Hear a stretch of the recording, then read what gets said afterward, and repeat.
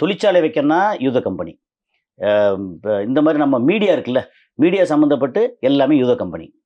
அப்புறம் ஃபாரின் இது எஃப்எம்சிஜி இருக்குல்ல, அது பண்ணாலும் யூத கம்பெனி. அப்புறம் நீங்க வந்து ஃப்ளைட் தயாரிப்பு பண்ணாலும் யூத கம்பெனி. இப்போ அமெரிக்காவுல தொடர்ந்து நடந்துகிட்டு இருக்க யூத அரசியல் லாபி எப்படி நடக்குது? அதோட பின்னணி என்ன சார்? ரொம்ப சிம்பிள்.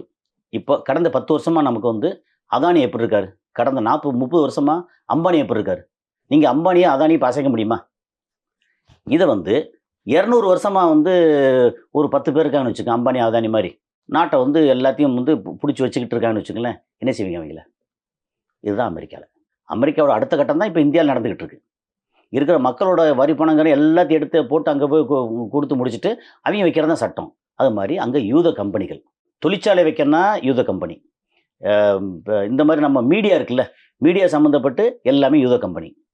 அப்புறம் ஃபாரின் இது எஃப்எம்சிஜி இருக்குல்ல, அது பண்ணாலும் யூத கம்பெனி.